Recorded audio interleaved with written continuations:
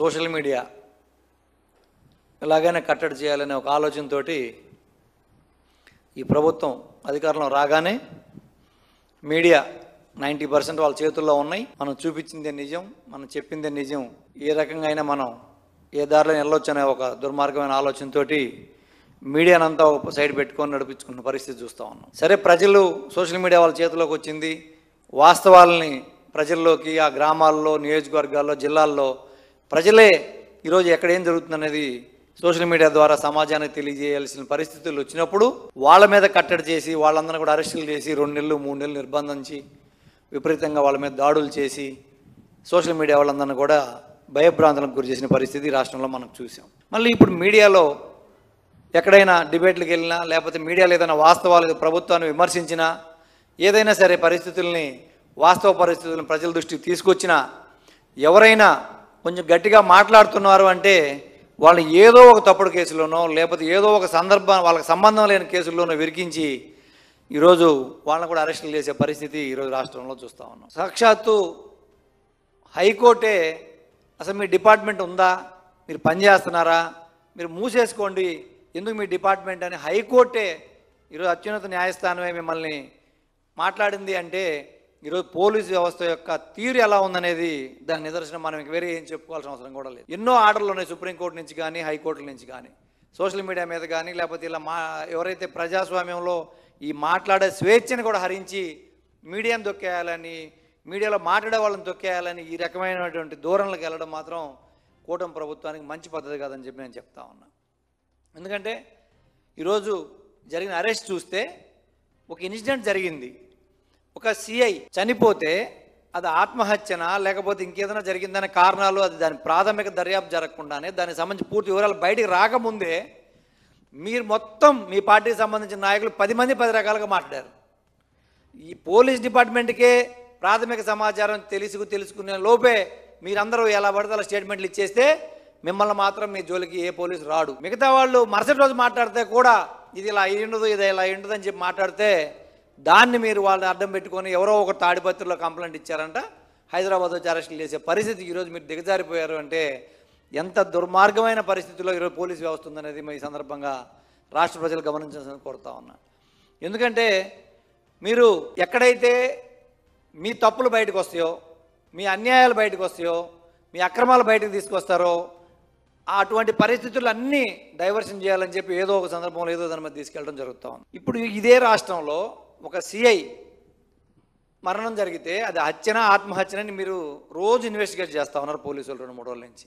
అది మీ వైఫల్యం కాదా అని అడుగుతా ఉన్నాం మేము. మీ డిపార్ట్మెంట్ వ్యక్తి చనిపోతే మీరు ఇన్వెస్టిగేషన్ పూర్తి కాకముందే మీరు సోషల్ మీడియాలో అన్ని పార్టీలలో మాట్లాడారు. అరెస్ట్ చేయండి, ఆ సందర్భానికి సంబంధించి ఆ సంఘటనకు సంబంధించి ఎవరైతే మాట్లాడారో వాళ్ళందరిని అరెస్ట్ చేయాలి మీరు అలా అనుకున్నప్పుడు. అలా కాకుండా మీ పార్టీ వాళ్ళు వేరే వాళ్ళ మీద నిందలేసేయచ్చు, బీజేపీ వాళ్ళు వేరే వాళ్ళ మీద నిందలేసేయచ్చు, ఎవరెవరి మీద నిందలేసేయచ్చు, ఎవరెవరి మీదకైనా మళ్ళీ ఇచ్చవచ్చు.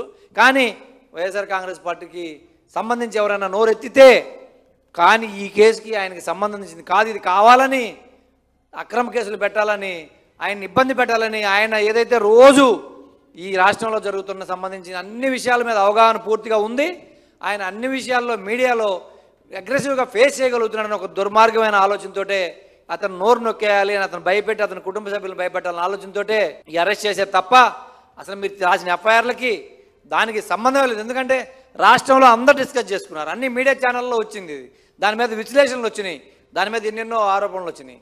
దాన్ని పట్టుకొని ఒక వ్యక్తిని ఇలా అరెస్ట్ చేయడం అనేది మేము తీవ్రంగా ఖండిస్తూ ఉన్నాం.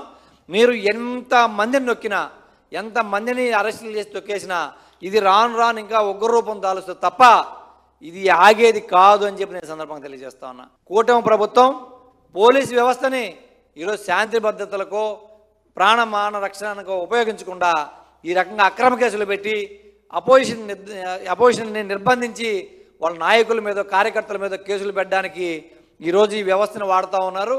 అది న్యాయస్థానం కూడా మీకు ధృవీకరించిన పరిస్థితి ఈరోజు వచ్చింది అంటే ఈరోజు డీజీపీ గారు కానీ పోలీస్ వ్యవస్థ కానీ ఆంధ్రప్రదేశ్లో అసలు ఉందా అనే పరిస్థితికే ఈరోజు ప్రజలందరూ కూడా ఆలోచించే పరిస్థితి వచ్చింది.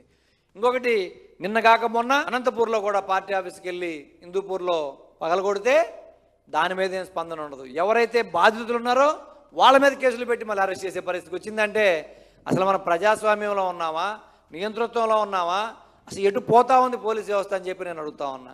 దయచేసి ఇటువంటి కార్యక్రమాలు ఆపండి ఇప్పటికైనా. లేదు అంటే మాత్రం దీనికి అన్నిటికీ కూడా డబ్బాలు త్రిబుల్ రేపు రెట్టింపు మీరు చెల్లించుకోవాల్సి వస్తుంది. ఇవన్నీ కూడా ఒక దారి చూపిస్తూ ఉన్నారు. ఏదైతే సక్రమమైన మార్గాలను పక్కన పెట్టి ఏదైతే దుర్మార్గమైన అక్రమమైన మార్గాల్లో పోలీసు వ్యవస్థ దారి చూపిస్తూ ఉన్నారో ఇవన్నీ రేపు మళ్ళీ మీకే చుట్టుకుంటాయి. రాబోయే రోజుల్లో వీటన్నిటి పర్యవసానాలు, వీటన్నిటి ఫలితాలు పోలీస్ డిపార్ట్మెంట్ కూడా అనుభవించాల్సి వస్తుందని చెప్పి ఈ సందర్భంగా తెలియజేస్తా ఉన్నాను. ఎందుకంటే మీకు సంబంధం లేని విషయాల్లో ఏదంటే ఎక్కడైనా ఇన్సిడెంట్ జరిగితే దాని జోలికి పోరు. సంబంధం లేని విషయాల్లోకి వచ్చి ఇలా రాజకీయ ప్రేరేపితమైన ఇన్సిడెంట్లు తీసుకొచ్చి ఈరోజు మీరు అరెస్టులు చేస్తూ ఉన్నారంటే మేము తీవ్రంగా ఖండిస్తూ ఉన్నాం. ఇమ్మీడియట్గా వెంకటరెడ్డి గారిని విడుదల చేయాలి. దీనికి మీరు పెట్టిన ఎఫ్ఐఆర్లకి ఏ సంబంధం లేదు. నిర్దోషులందరినీ తీసుకుపోయి ఈరోజు జైలు వేసే పరిస్థితి వస్తూ ఉందంటే రాబోయే రోజుల్లో ఎవరు భయపడేవాళ్ళు లేరు. ఆయన ఇంకా ఎక్కువ మాట్లాడి మీ తప్పుల్ని, మీ యొక్క పాపాలని, మీ యొక్క దుర్మార్గమైన చర్యలను ఎండగట్టే పరిస్థితి వస్తుంది తప్ప ఇది కాదు అని చెప్పి నేను సందర్భంగా తెలియజేస్తాను.